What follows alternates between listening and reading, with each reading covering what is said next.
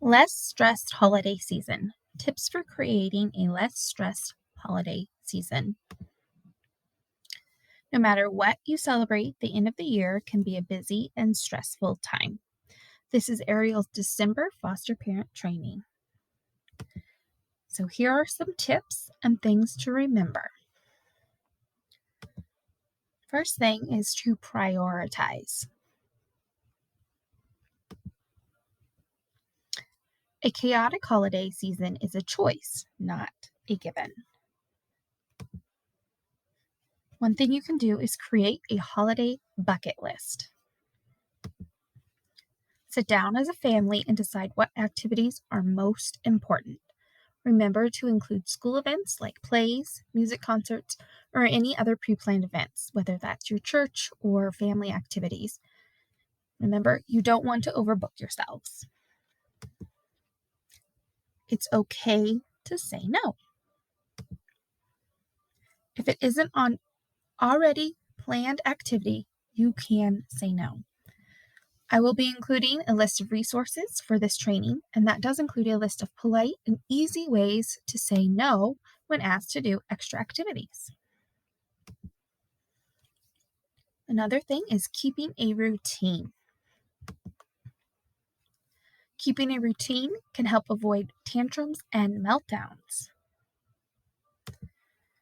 You can help do this by creating a calendar for the family to look at for everyone to see what is planned for the month. Visually seeing all that is planned can be a helpful reminder not to add too much to your plates. And remember to go over the day's plan to help prepare children for new activities.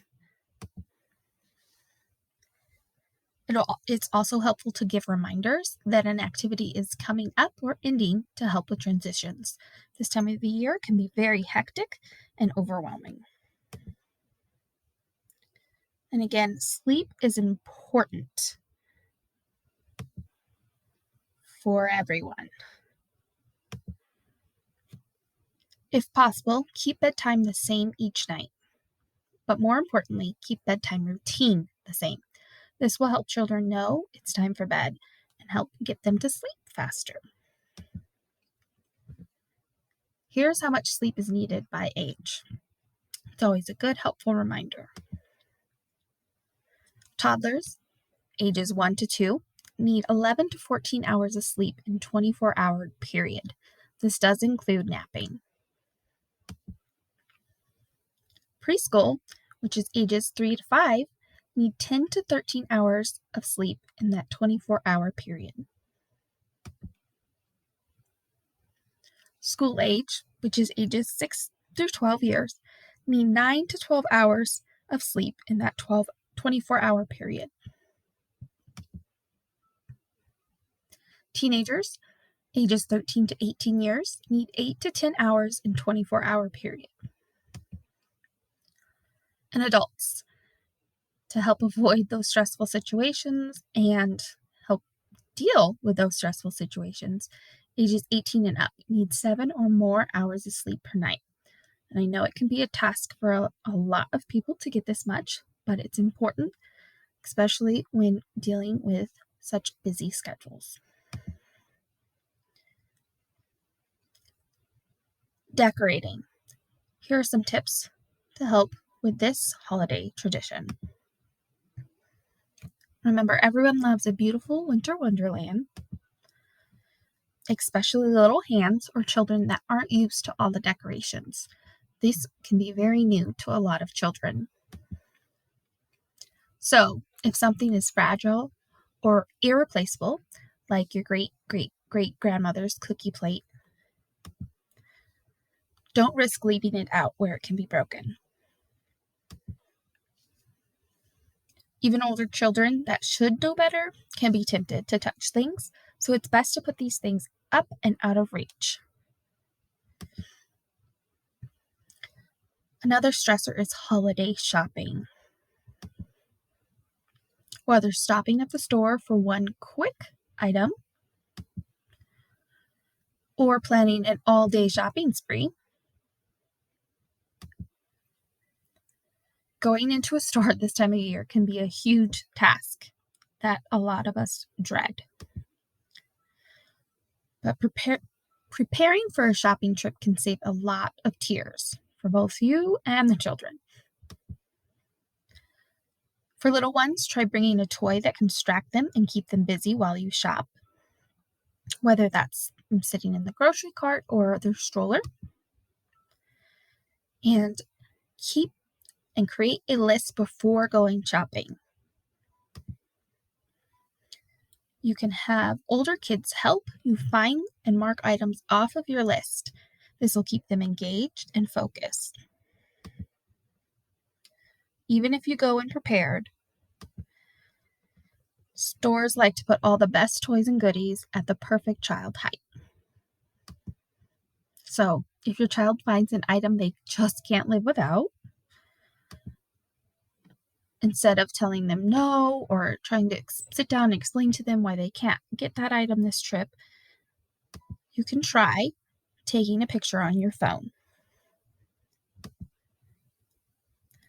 Show them that you have the picture and that it's saved and that you plan to pass along to those who are getting them gifts, whether that's grandma or uncles or maybe even Santa.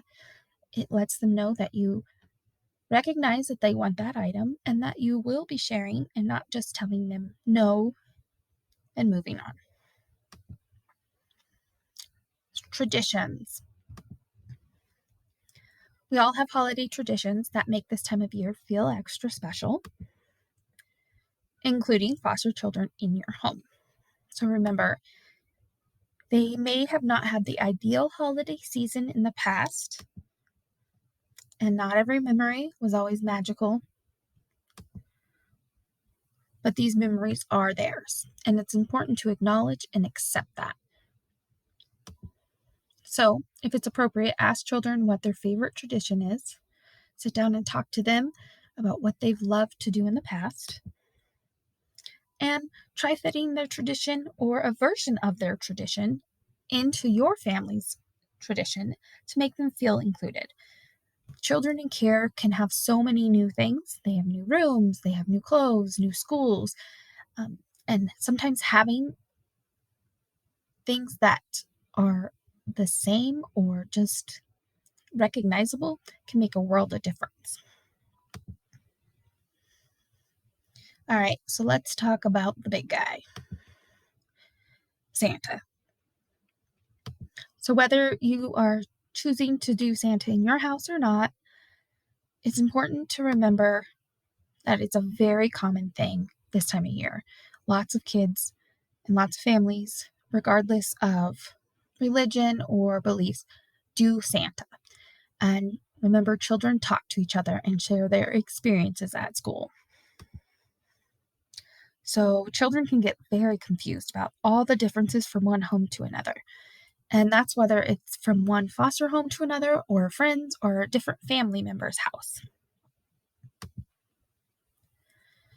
And here's a helpful hint. If you are doing a gift from Santa, to keep it small. Again, children talk.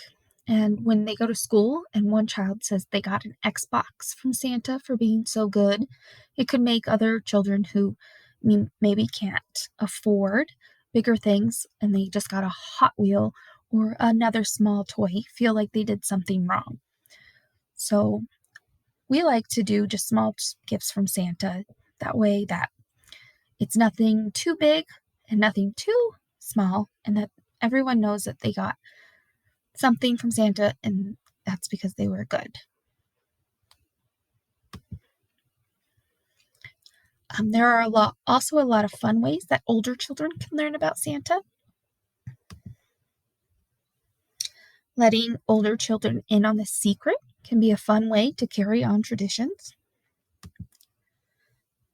as well as allowing them to experience the joy of giving, which, is about the reason for this time of year to have joy and spread kindness around, whether that's from sibling to sibling or other families. Again, there will be some articles, and there will be an article about Santa and older children within the resources that I share. some people have some unique ways of passing that tradition on. This time of year can be a sensory overload. If your child struggles with sensory processing, or even if a child that just has experienced trauma, all things that help create holiday memories, including the lights, the smells, the holiday music, and crowds everywhere, can be a bit overwhelming for some more than others. So some helpful tips to prepare family and friends. Let your loved ones know ahead of time what your child might struggle with, including their children or pets in their home. It's good to give them a heads up, maybe that the dog should be put away when you first arrive to not overwhelm the kid, and slowly introduce them. And remind people to ask for hugs, and if it's declined, to respect that child if he doesn't want to engage. You can offer high fives or other greetings and goodbyes if your child is comfortable. But again, don't push them to any uncomfortable physical contact. We don't want to set a precedence for that. Another one is don't fight the food fight. And you may be working with your child on trying new foods, which is great. But sometimes at someone else's house, or maybe there are a lot more people around and a lot of guests and people they don't know, it may be best not to push any food issues at that moment. Some children have different issues with textures of food, or maybe they're feeling overwhelmed with all that's happening around them. So if they can have some normalcy with the food that they eat, it's okay. And it's okay to bring food to someone else's house to let your child have a choice. If they aren't going to eat the food that's provided, you can offer it to them, but you could also bring a peanut butter and jelly or other, healthy, non-perishable foods that you can bring so that that child can enjoy eating, because they still need to eat even if they're not wanting to eat what everybody else is. And I'm not saying go get them special treats, but bring foods that that they like. Fruits, granola bars, things like that. And remember, at the end of the day, it will be okay. We put a lot of pressure on ourselves, but no one is expecting perfection. And it's okay to ask for help. That's why you have Ariel and your Ariel case managers. It's okay to say that you're overwhelmed and that you need assistance. But also remember to validate your child's feelings. There's a lot going on, and whether it's them feeling excited or sad or angry, let them know that you understand and that it's okay that they're feeling that way. And also remember to validate your own. It can be overwhelming. But the important thing is that you're spending time together. Like I said, there will be a list of resources used for this training. Please take some time to read and look over the material for more information. I want to say thank you all, and I hope you have a wonderful holiday season.